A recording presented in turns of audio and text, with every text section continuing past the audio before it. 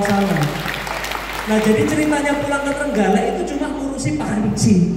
Tiba-tiba karena ngurusi itu orang suka, saya sering dari hasilnya saya gunakan untuk CSR. Jadi saya itu dikenal masyarakat gara-gara CSR. CSR itu apa? CSR itu sebagian dari keuntungan kita sisihkan untuk masyarakat. Itu bikin sekolah tani.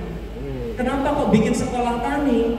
Karena waktu itu begitu saya buka pabrik 200 karyawan, habis itu lamaran pekerjaan numpuk. Tak tanya, lu sebelumnya kerja di mana? Gih namung teng Mono mas, gih namung teng Sabin. Ya cuma di sawah, cuma di hutan. Lu berarti kan sudah ada kerjaan, gih boten cekap mas lagi untuk menerima mereka. Tapi saya pikir-pikir, lelek ini terus lah, yo duit entek digunggai pabrik terus ini aku ngene. Kurang semuanya butuh lapangan pekerjaan. Kemudian saya lihat semua dari lamaran itu semuanya sebenarnya petani. Nah akhirnya saya tanya, jadi nyapo toh gitu dengan pertanian kita yang selama ini. Sekarang masuk akal. Lahannya petani makin lama tidak makin luas. Lalu saya membuatkan jenengan dhisik bae duwe tanah 1 hektar. Bae gadah putra kalih diwaris akhirnya 1/2 hektar. Golek rabuke angel. Walah Pak wis leren ono ae. Nah, akhirnya di sekolah pertanian itu akhirnya saya begini. Oke, kalau harganya nggak bisa tinggi, minimal produksinya harus murah. Ragate jenengan itu harus murah. Akhirnya apa? Kita keliling itu ngajari untuk membuat pupuk sendiri. Kemudian saya sampai ketika menjabat bikin perda, petani kelompok tani bisa bikin badan usaha milik petani. Nah sekarang Bapak Ibu, kemarin saya tanya ke petani hutan, Mas sampai gelem tak kayak bantuan pupuk. Pun boten usah Pak, wong wingi wis sampean ajari bikin pupuk sendiri, pun cekap saat ini. Itu petani hutan LMBH itu sekarang pun cekap. Kalaupun saya butuh, itu bukan pupuknya tapi vitamin untuk nambah besarnya. Nah itu harganya rodok larang Pak, lek bantu kuyae. Nah ini salah satu contoh. Salah satu yang saya usulkan mimpi Indonesia baru adalah tidak ada lagi sentralisasi pabrik-pabrik pupuk yang kemudian bahan bakunya itu didapat dari impor. Itu nggak perlu lagi. Orang sebenarnya kalau di kanan kirinya tandurannya cengkeh, yang bagus bahan pupuknya apa? Bahan pupuknya dari daun-daun cengkeh itu. Karena itu nanti jadi antioksidan, jadi antibakteri dan segala macam. Jadi apa yang ada di lingkungan itu sebenarnya bisa di-create. Dan sekarang ketika kelompok tani berkooperasi bisa bikin pupuk Pak, akhirnya apa? Kelompok tani yang namanya Mbak Parno itu dia nggak mau pakai pestisida buatan, bahkan perusahaan Jerman Bayer itu bikin demplot di sebelahnya, pengen nunjukkan bahwa produk dari Jerman lebih bagus, panennya lebih banyak. Kalah kalau gue Mbak Parno yang Gandung Sari Trenggalek sing pupuknya nek butuh telek dan sekar dan kawan-kawan gitu kira-kira. Nah itu akhirnya setiap bulan mereka itu membagi ke jerigen-jerigen, kemudian donasi saiklase kuate piro dan sebagainya. Nah itu contoh. Maka saya kemudian punya kesadaran, begitu pulang di Trenggalek saya punya kesadaran, ternyata rezeki rakyatku, masyarakatku, dulur-dulurku itu didapat dari kebaikan alam. Melaut, kalau katanya Bu Susi tadi, lautnya masih bersih, enten ulame, ada ikannya. Tanah saiki semakin tanah semakin dirabuk, saya panas, saya atos, saya butuh banyu akeh, padahal banyune saiki wis kurang. Semakin dipupuk, semakin butuh pupuk makin banyak karena unsur mikro haranya nggak terpenuhi. Nah maka sebenarnya kalau kita baik sama pertanian, kita pakai pupuk yang tepat, akan balik sebagai panen ke kita.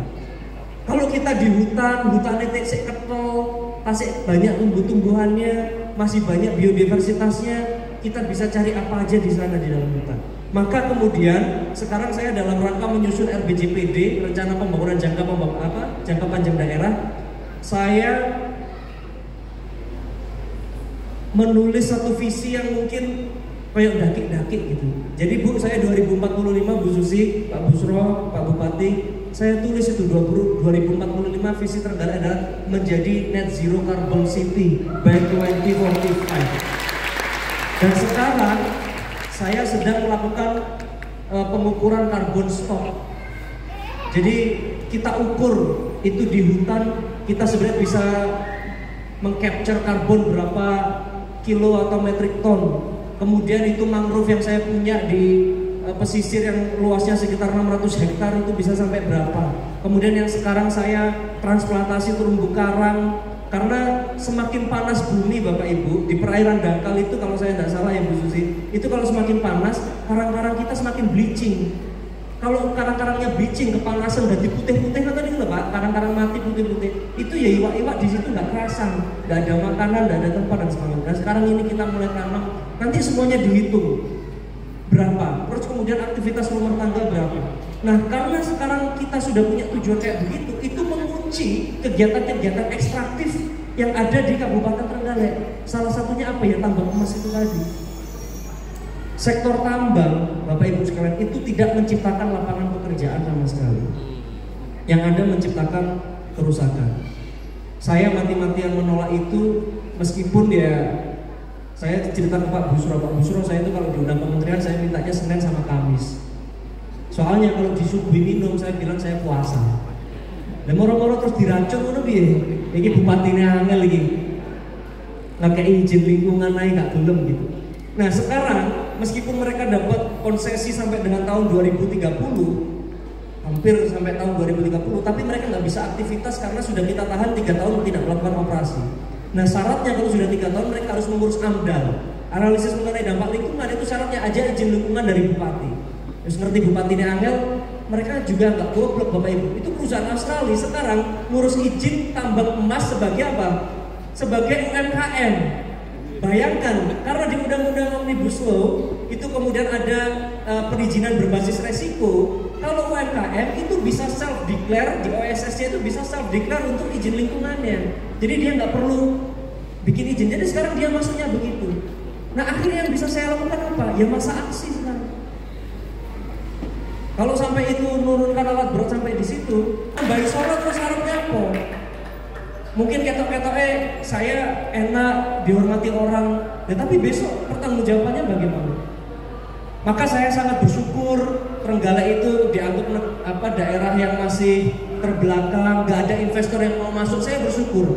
Di situ akhirnya saya menemukan jalan ekonomi kerakyatan. Sekarang kalau Bapak Ibu lihat statistik, investasi di Kabupaten Trenggalek itu meningkat. Dulu dapat investasi 100 miliar setahun, 100 miliar Bu Susi setahun, itu sudah wah bupati sudah wonderful. Sekarang saya bisa dapat 547 miliar setahun. Ya itu kalau saya main sama Bupati Sidoarjo diguyu, mau pimpin 547 miliar itu kalau di Sidoarjo cuma satu pabrik kira-kira. Tapi bagi Trenggalek itu luar biasa karena 547 miliar itu sektor terbesarnya adalah UMKM dan juga IKM, industri kecil menengah. Dan sektor yang paling banyak sektor yang paling banyak juga untuk membuka lapangan pekerjaan. Jadi kemarin pengangguran kami itu turun dari sekitar 547 miliar itu menciptakan tambahan lapangan pekerjaan sebesar 72.500 jiwa. Akhirnya kita turun 0,8% pengangguran daripada tahun yang lalu. Kemudian partisipasi angkatan kerja perempuan itu meningkat. Kalau selama ini partisipasi angkatan kerja cuma di 70%, sekarang sudah 85%. Dan yang perempuannya meningkat dari 30% sekarang ke 70%. Karena kami punya program 5.000 pengusaha perempuan setiap tahun. Nah, jadi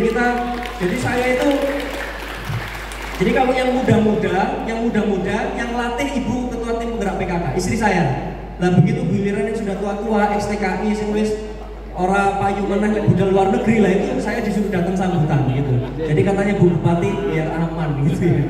Jadi kalau yang muda-muda yang datang ibu PKK, kalau yang sepuh-sepuh saya yang datang. Nah, Bapak Ibu sekalian, sektor yang paling menyerap salah satunya pertanian. Dan saya begitu lihat lagi datanya di sensus pertanian, saya datanya tidak sama yang dipaparkan oleh Pak Farid tadi.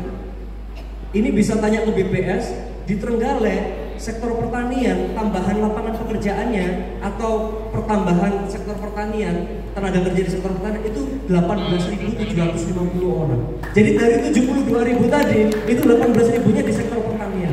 Terus saya lihat lagi datanya, apa sektor pertaniannya? Yang paling besar di peternakan, kedua di tanaman pangan. Terus saya lihat lagi jenis usaha pertaniannya, apakah perorangan, usaha perorangan turun tapi nggak signifikan, hanya 0, sekian persen. Usaha besarnya drop, nggak ada sama sekali. Yang muncul adalah kalau di statistik itu namanya UTL, usaha tani lainnya. Nah, usaha tani lainnya ini yang biasanya berbentuk kelompok, koperasi dan segala macam. Itu yang naik signifikan Bapak Ibu sekalian. Nah, maka Bapak Ibu, kita niku lek dewe-dewe ya ora iso nyapu-nyapu. Tapi lek bareng-bareng kekuatan kita didengar.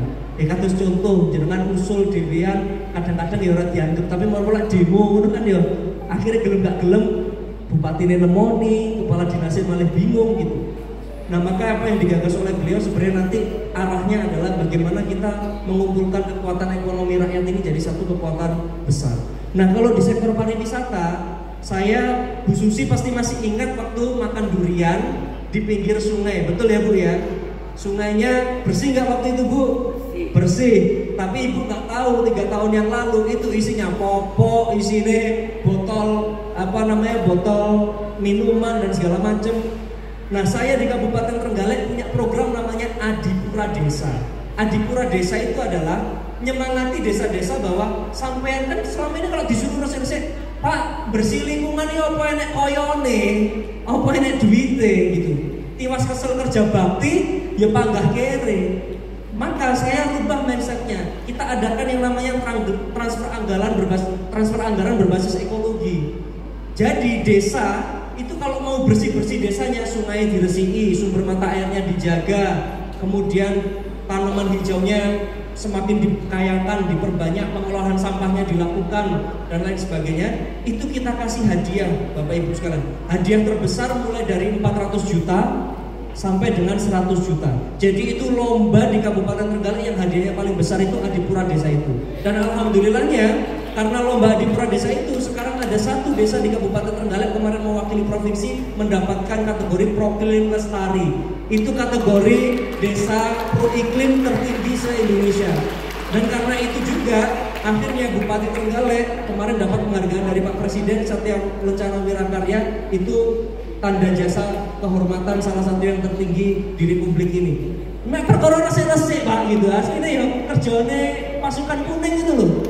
Nanti asline kerjane bupati ya asline ya bupati Galek ya terutama nih. Kalau Bupati Wonosobo luar biasa punya rakyat kayak Mas Farid. Aku cek turun duwe kayak Mas Farid, Mas Dendi begini nih. Yes, tapi ya nggak apa-apa.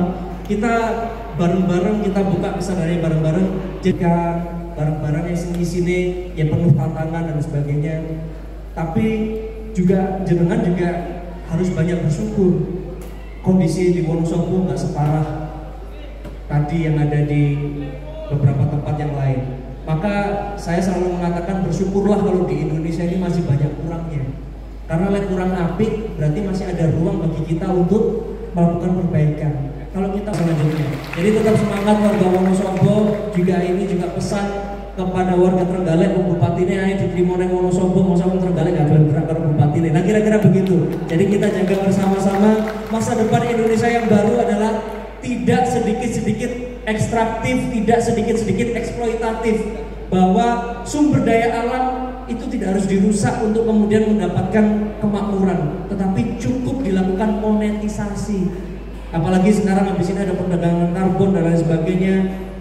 Ternyata desa yang tidak dirusak, dibersihkan bisa jadi desa wisata, dan sekarang pendapatannya bisa menciptakan 150 pekerjaan di desa itu, dan pendapatan desa itu juga luar biasa. Dulu desa belum mandiri, sekarang sudah masuk menjadi desa maju di indeks desa pembangunan. Jadi sekali lagi Bapak Ibu, terus semangat, mari kita menuju Indonesia yang baru dengan optimisme.